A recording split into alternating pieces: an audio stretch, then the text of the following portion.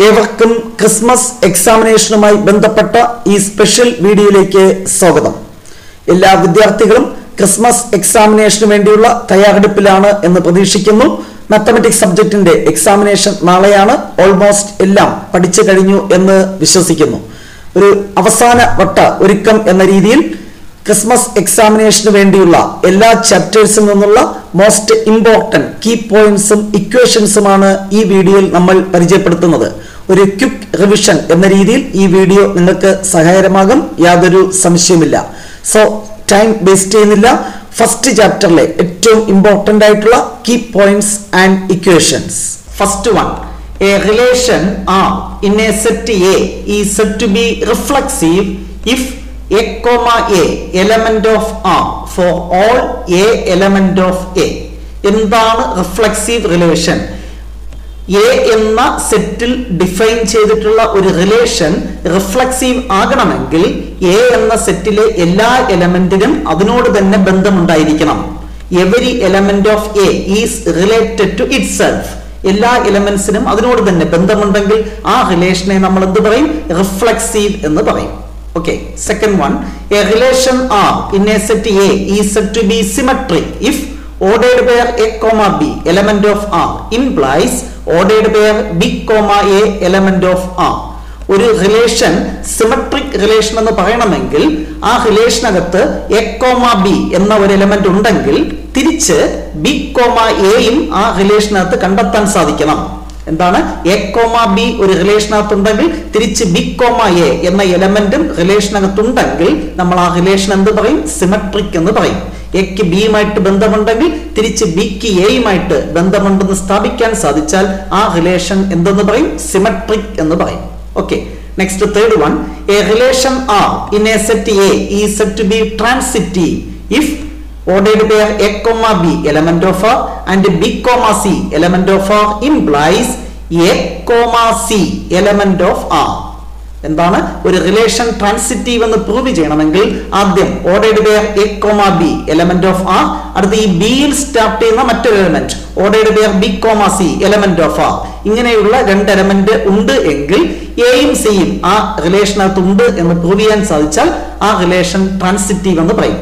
A B comma B C element of R implies ordered pair A comma C element of R ആണെങ്കിൽ ആ relation transitive എന്ന് പറയും. മറ്റൊരു special case ഇവിടെ ഉണ്ട്.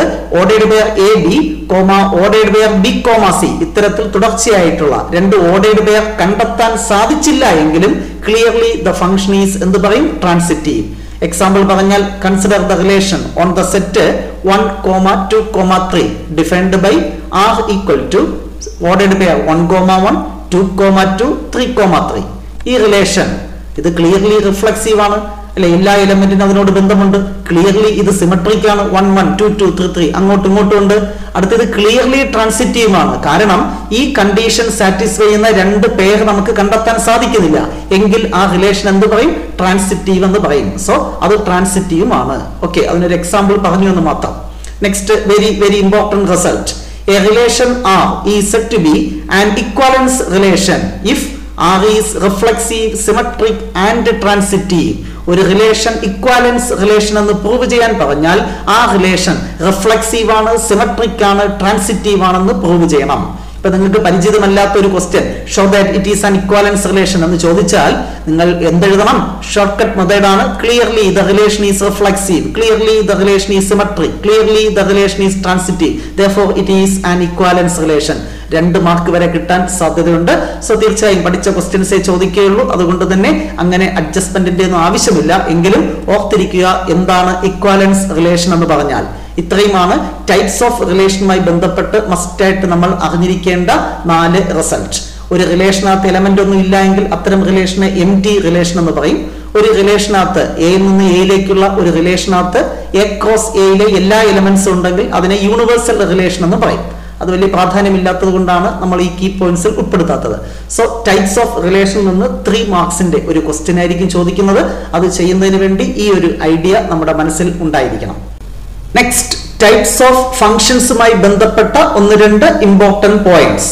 First one, a function f from a to b is 1 1, another name injective if f of x1 equal to f of x2 implies x1 equal to x2 for all x1, x2 element of A.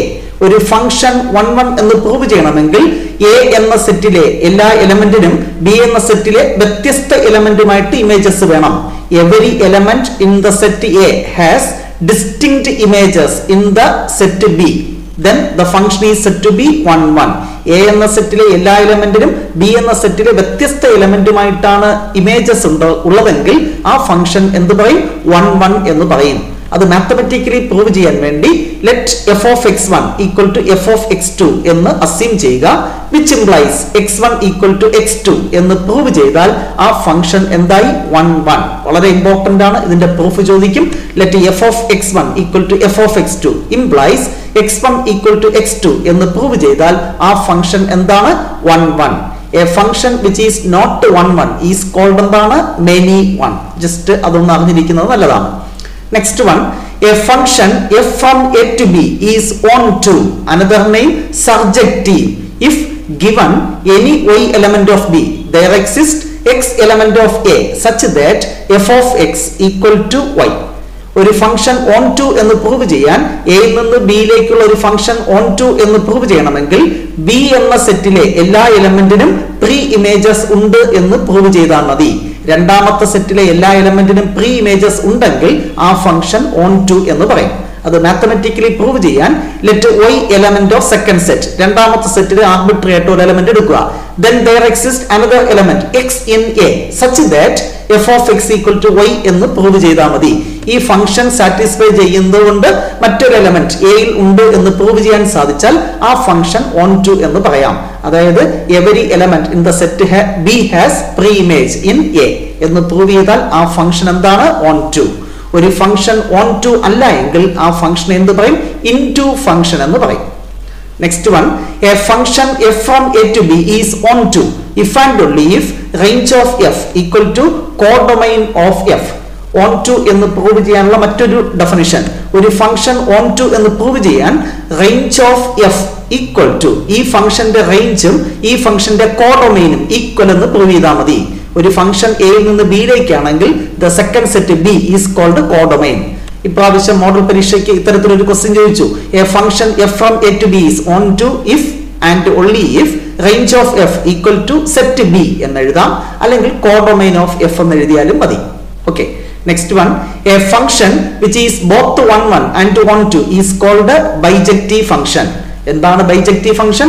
A function which is both 1, 1 and 1, 2 is called bijective. വളരെ important ആണ്.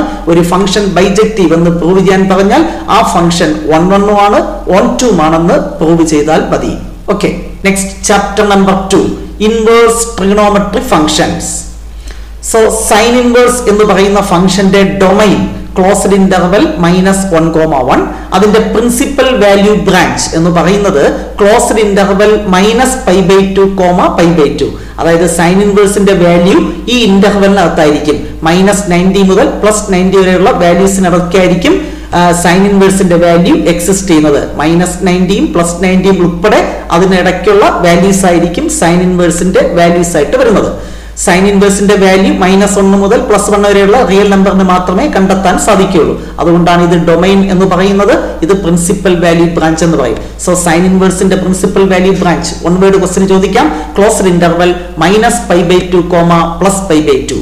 Similarly, cos inverse domain closed interval -1, and its principal value branch closed interval 0, π.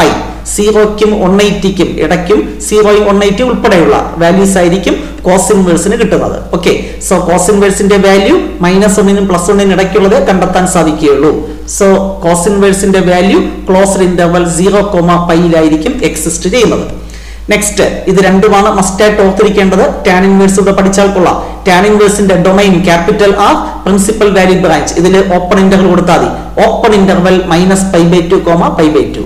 Coat ഇൻവേഴ്സിന്റെ domain capital R, principal value branch cos ഇൻവേഴ്സിന് open bracket കൊടുത്താൽ മതി. Open interval 0, π. So ഓർത്തിരിക്കാൻ വളരെ എളുപ്പമായിട്ടുള്ള 4 principal value branches ആണ്. ഇത് മസ്റ്റ് ആയിട്ട് അറിഞ്ഞിരിക്കുക. കോസ് ഇൻവേഴ്സിന്റെ വാല്യൂ ഒരിക്കലും എന്ത് വരില്ല, നെഗറ്റീവ് വരില്ല. ആ കണ്ടീഷൻ ഓർത്തിരിക്കുക. ഇനി സൈൻ ഇൻവേഴ്സ് ഓഫ് അല്ലെങ്കിൽ കോസ് ഇൻവേഴ്സ് ഓഫ് എന്ത് ചോദിച്ചാലും കാൽക്കുലേറ്ററിൽ കൊടുത്ത് വിത്തിൻ സെക്കൻഡിൽ നമുക്ക് ആൻസറിലേക്ക് എത്താം. അത് നമ്മുടെ 1 ക്വസ്റ്റ്യൻ ഷോർട്ട് ക്വസ്റ്റ്യൻ സീരീസിൽ ഡിസ്കസ് ചെയ്യുന്നു. Next property, sine inverse sine X equal to X. ഇപ്രാവശ്യം 1 വേർഡ് ക്വസ്റ്റ്യൻ ആയി മോഡൽ പരീക്ഷയ്ക്ക് ചോദിച്ചു. എക്സ് എന്ന് പറയുന്നത് ഈ ഇന്റർവെലിനകത്തായിരിക്കും.